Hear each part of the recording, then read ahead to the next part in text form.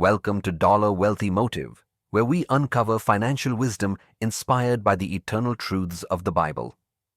Today, we'll explore how the scriptures guide us toward financial freedom as we learn from the life of Abraham, one of the most iconic figures in biblical history.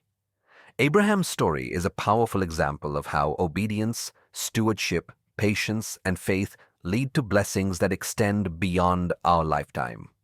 Abraham's journey begins in Genesis 12, where God calls him with a bold instruction: leave your country, your people, and your father's household, and go to the land I will show you. Imagine the courage it took to leave everything familiar, your home, your security, your comfort, without even knowing the destination.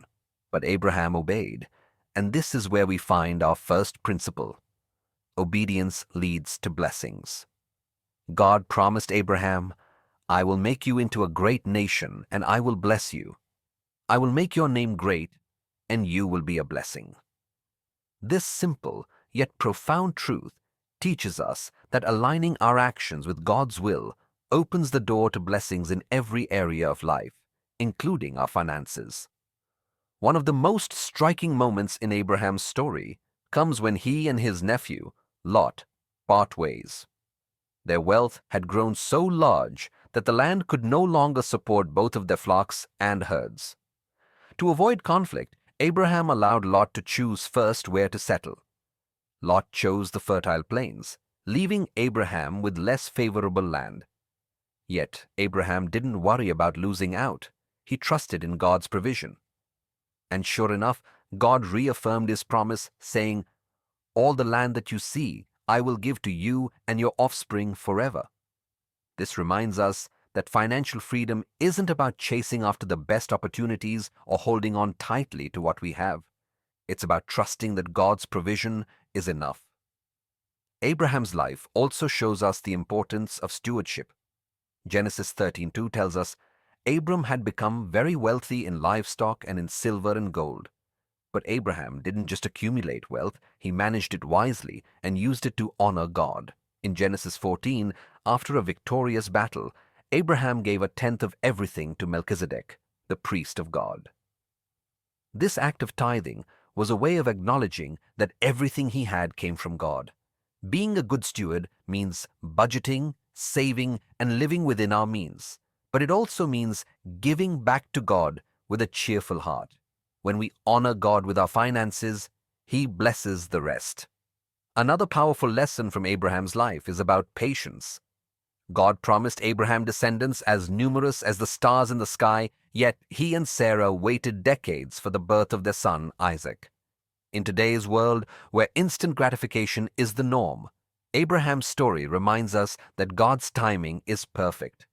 Whether you're saving for a home, paying off debt, or building a business, patience is key. Financial freedom, like Abraham's blessings, doesn't happen overnight. It requires faith, perseverance, and trust in God's plan. Generosity is another hallmark of Abraham's life. Time and time again, he showed a willingness to share and to give. Proverbs 11:25 says, "A generous person will prosper. Whoever refreshes others will be refreshed." When Abraham let Lot choose the best land, or when he gave a tenth of his possessions to Melchizedek, he demonstrated that generosity isn't about what you lose. It's about what you gain. Generosity creates a ripple effect of blessings. When you give with an open heart, you not only help others, but also position yourself to receive God's abundance. Abraham's story also teaches us about building a legacy. In Genesis 25:5, we read, Abraham left everything he owned to Isaac. But the most significant inheritance Abraham passed down wasn't material wealth. It was the covenant promise. God told Abraham, "Through your offspring, all nations on earth will be blessed." This reminds us that true wealth isn't just about what we accumulate, but about what we pass on. Are you teaching your children about financial stewardship, generosity, and faith? Are you building a legacy that will bless future generations? These are the questions we must ask ourselves. Finally, Abraham's life teaches us the value of contentment. In 1 Timothy 6:6, we are told, "Godliness with contentment is great gain." Abraham didn't chase after wealth. It came to him as a byproduct of his faith and obedience. True financial freedom isn't about having more, it's about needing less.